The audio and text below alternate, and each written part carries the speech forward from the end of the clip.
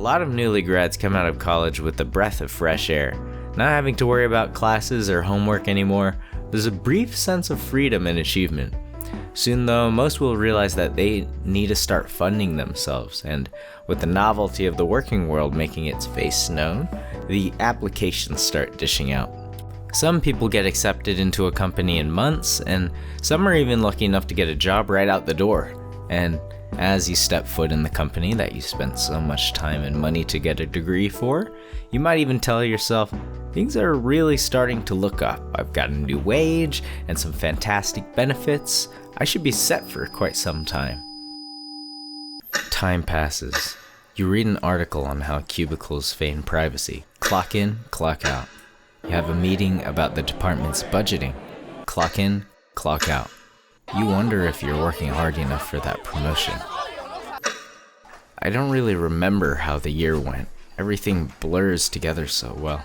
Has it really been 2 years already? What's left after the novelty phase? What happened to all of this time? And why are you doing this? For some, lifelong can offer a reflection of what the workplace is for some people. Lifelong is an adventure and puzzle game by Remy Russery about the meaninglessness of certain jobs. You play as a TV man employed by the large corporation Scopesoft. Your goal is to search for the executive's office within the labyrinth of corridors and office spaces in hopes to find meaning in your work.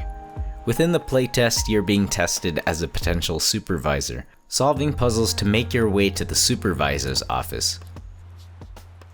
The art style of Lifelong is primarily in black and white, taking inspiration from visual styles within Return of the Obra Dinn and German expressionism, particularly German expressionist movies like Metropolis. It reminds me of the dithered graphics of classic Macintosh Plus games, but in present-day 3D environments.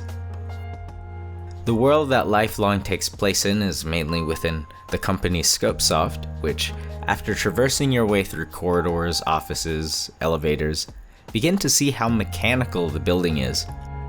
Remy really emphasizes that it's like a giant machine, and that the workers are also literal machines with TVs on their heads, acting as cogs to run the bigger device. As a potential supervisor for Scopesoft, you're able to surveil other workers through CCTVs and control them. With your remote, you can activate and deactivate workers, read their thoughts, and switch places with them. I've also seen in previews the ability to shift gravity, or perhaps it's for certain rooms with that design. Anyways, I think it's a really cool mechanic to keep the puzzles puzzling. There are also these larger entities that I like to refer to as the higher-ups. I don't know really if they're executives or what, but I think it's fitting to call them higher-ups. From previews, there's also the possibility of being able to control these higher-ups, and there is also possibly a stealth element. You can see our character hiding under the chairs here. Overall, I think the mechanics have a lot of promise for future levels. So the playtest felt pretty smooth for the most part, with more focus on the puzzles, but you get to see into the world through mainly the environment and the interactions and just how mechanical the whole company is. Like I've said, there are a lot of potentials with the mechanics in this game, and I found myself digging through a TV man's thoughts to find a passcode for a door. That's one aspect that I really enjoyed. Just being able to see into the employees' thoughts, the things being said, like, can't wait for the day to be over. I wonder what I'm going to do tonight, actually. It's so unpleasant every time to no longer have control over your own body. And it honestly felt like a reflection of my own thoughts surrounding work. Other than that, there's some platform elements, but I do like how the focus is on world building, exploration, and puzzle solving. So for areas of improvement, I found some exploits, like being able to switch places with the receptionist. That, and I also found controlling the other workers could be a little bit smoother whenever you're looking through the control station. But to be honest, this is a playtest, and like all playtests, this playtest was both a way to get a better vision of the game, as well as to be able to find bugs and errors, so I think it's a little too early for me to create a list of what the game could do better since it's still being made, really. And I'm sure that things will be tuned by the time that the game is released. I noticed in the credits that it was still a work in progress. Was this there because you are open to other developers, sound designers, writers, etc. to join your team, or do you anticipate you will still complete the game solo?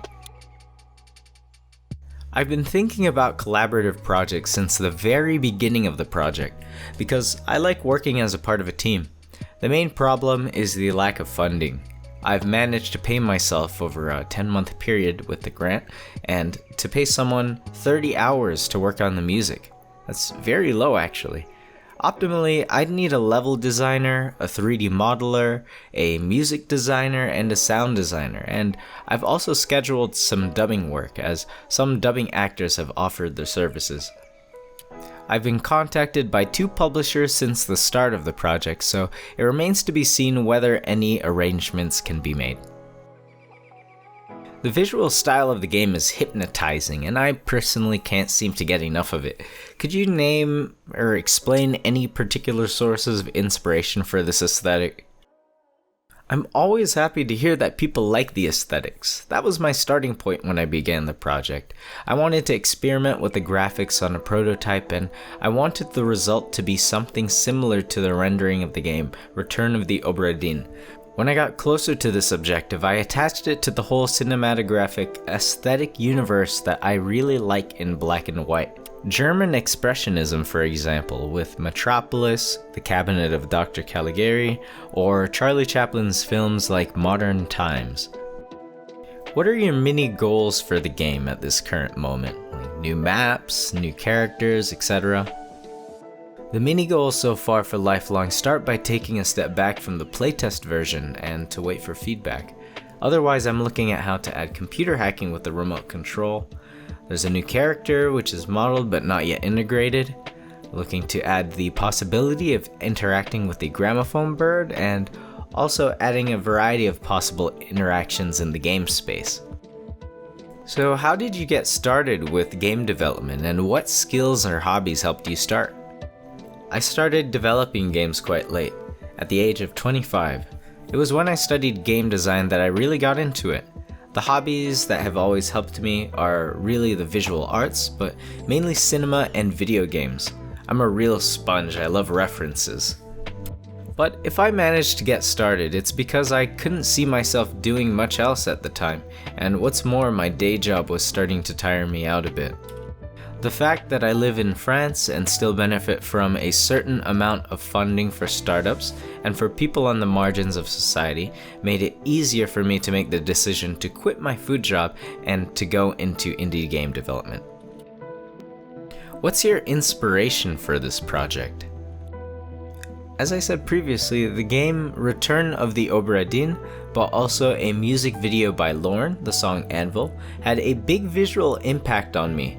Twin Peaks and Severance inspired me a lot, and it's this tangle of references that I think characterizes the aesthetic of Lifelong, a giant patchwork of what I love about visual art. What has been the main challenge for this project? AI is the main thing. It's not perfectly set up, by the way. I want to create a sense of crowd movement in certain scenes and create the feeling that the company is teeming with life. Is this the main project you're working on, or are there others? This is actually the main project. I sometimes prototype at weekends, little gameplay ideas that I find interesting that wouldn't work with Lifelong's gameplay. What details would you like your audience to know that is not given in any social media posting so far? Very good question. This is really the part that puts me in the most difficulty, the communication part. It's really something I never did before Lifelong. What I'd like the audience to know, which is not really a detail or info on the project, but it would be to say a big thank you to all the people who follow me on the networks, those who have given me positive, constructive feedback, to the indie devs, and not by the way, there are so many projects so stimulating and interesting, and of course a big thank you to you too. Oh, I thought this comment was very wholesome, so to Remy, I want to thank you for sharing your work with me and giving me the opportunity to make this video. If you would like to support Remy and take a look at his work, his links will be in the description below. The overall message of the Lifelong Project is one that shows the extent of control a job can have over someone's life.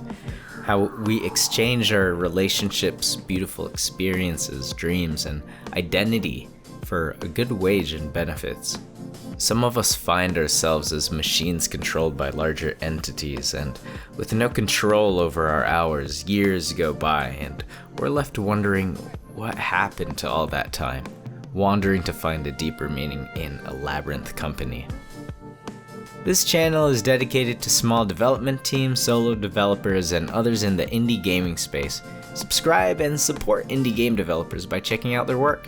Leave a suggestion in the comments about what you'd like to see next, and if you're a small game developer or a small game development team, with a game you want me to play through or review, please send me an email. Thank you all for watching. Goodbye.